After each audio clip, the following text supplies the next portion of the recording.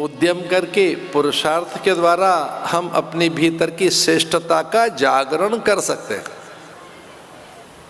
हम अपने भीतर की दिव्यता, उत्कृष्टता, उत्कटता, शुभता हम जगा सकते हैं। अतुल्य तेज जो हम में समाहित है, अपरिमित सत्ता, शक्ति, सौंदर्य, माधुर्य, विभूति, विद्या और भगवत्ता जो हम में सन्निहित है, उसे जगा सकते हैं। ऐसे बड़ी सुंदर सी कथा है ये एकादश में, स्कंद, द्वादश स्कंद में। भाई हमने तो हरी कथा कही है, आज आपको पहले ही बता दिया था, प्रसाद में पकड़ना है, प्रसंगों में नहीं जाना है। और प्रसाद ऐसा ही है कि वो इतना सा भी पर्याप्त होता है। प्रसादे सर्व दुखानाम हानि रस्योपजायते। परीक्षित के निकट तक्षक आए, उससे पूर्व में ही परीक्षित को ज्ञान हो गया था। उसके सकल अंग प्रत्यंग बदलने लगे, उसे भगवत दर्शन हुए और वह भगवत धाम में चला गया। तक्षक आया, उससे पहले ही ज्योत ज्योत में समा चुकी थी। और इस प्रकार से जो भागवत कहते हैं, सुनते हैं अथवा उसका अनुमोदन करते हैं, वो स्वयं ही भागवत बन जाते हैं। भागवत के महात्म का पहला और अंतिम श्लोक सुनाते हैं आपको। महात्म का सच्चिदानंद रूपाय विशुत्पत्त्यादि हेतवे तापत्रय विनाशाय श्री कृष्णाय वयम नमः। ये पहला श्लोक है। इसका अर्थ है भगवान सद्घन चिद्घन आनंद घन है, वही इसकी उत्पत्ति लय स्थिति के कारक हैं, वही सुखदाता हैं, मंगल मूर्ति हैं, कल्याण मूर्ति हैं। उनके ही नित्य स्मरण में रहें तो हमारा समाधान और जीवन का उद्धार है। भागवत के महात्मा का अंतिम श्लोक है। श्री कृष्ण प्राप्ति करम शाश्वत प्रेमानंद फलप्रदम।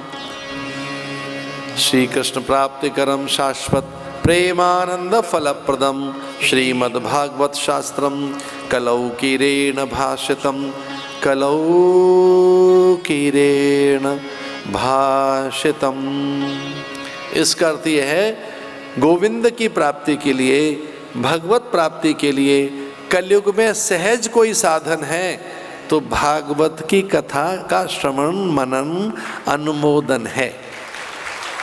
श्री कृष्ण प्राप्ति करम शाश्वत प्रेमानंद फलप्रदम। प्रेम, आनंद, सुख, शांति देने वाला है ये। और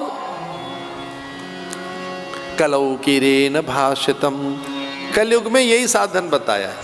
हरे नाम हरे नाम हरे नाम केवलम। हमने समय का बहुत पालन करने का अभ्यास सीखा अपने गुरुओं से, और बहुत आनंद है ये कहते हुए कि हमारी कथा 3 बजे आरंभ होती थी, 6 बजे पूरी होती थी। आज 2 मिनट आगे सरक गए, इसलिए कि आज उत्सव भी है और 2 मिनट का अतिक्रमण हम इस तरह से आपसे क्षमा मांगते हैं कि 2 मिनट जरा आगे चले गए। तो आप भी समय का पालन करना सीखें, आप भी सत्कर्म जगाएं, सूर्य को अर्घ्य दें, तुलसी माता का सिंचन करें, गौग्रास निकालें, प्रतिदिन भोर में सूर्योदय से पहले उठें, स्नान आदि करके इष्ट देव का जप ध्यान करें। हो सके तो नित्य गौग्रास दीजिए, सूर्य को अर्घ्य दीजिए, तुलसी दल डालकर ही भगवान को भोग लगाओ। संभव हो तो प्रतिदिन महादेव पर बिलपत्र चढ़ाओ, हो सके तो गंगा का आचमन करो। और पराम्बा का पूजन, जिस घर में पराम्बा का पूजन होता है वहाँ दारिद्र्य नहीं रहता और सदा प्रसन्नता सौभाग्य का वर्धन होता है। इसलिए अपने देवताओं का कभी विस्मरण न हो, उनकी कभी विस्मृति न हो, माता पिता की आज्ञा में रहें। ऐसे कुछ ये भाव आप तक समर्पित किए हैं। बड़ी शुभकामनाएं। आदरणीय बजरंग लाल जी और उनके पुत्र द्वय, उनके पुत्र वधू परिजनों का भी एक प्रकार से मैं कृतज्ञ हूँ कि उन्होंने हमारे गुरुदेव की आज्ञा का पालन किया और इस कथा का आयोजन उन्होंने किया। मूलतः तो ये कथा हमारे गुरुदेव के संकल्प से ही थी। यद्यपि अब उनका शरीर नहीं रहा तो महाराज जी कहते थे मुझे भाई वो कथा जरूर कर देना। 2-3 बार उन्होंने टोका कि वो तेरी बातों का पता नहीं लगता, तुम कथा पता नहीं करो ना करो, तो जयपुर वाली कथा जरूर कर देना। तो मुझे महाराज जी को भी याद करते हुए उन्हें बार बार प्रणाम करता हूँ कि मेरे गुरुदेव समाधि में जाने से पहला ऐसा कह गए थे मुझे कि वो जयपुर जाना। इसलिए मैंने आदरणीय ID शास्त्री से भी प्रार्थना की, मैं पूर्ण आदि इन सबसे, अपने परिकरों से और अपने साधुओं से कि भाई ये कथा निसंदेह आदरणीय बजरंग लाल जी कराएंगे, पर मूल ये संकल्प गुरुदेव का है। तो हमने केडिया जी को भी ये बात कही कि भाई हम महाराज जी के संकल्प की सिद्धि और उनके प्रयोजन की पूर्ति के लिए छोटी काशी में जा रहे हैं। यहाँ आदरणीय वसुंधरा राजे जी और भी अनेक लोगों का कथा में आगमन हुआ। आज वो स्वयं भी पधारी हैं।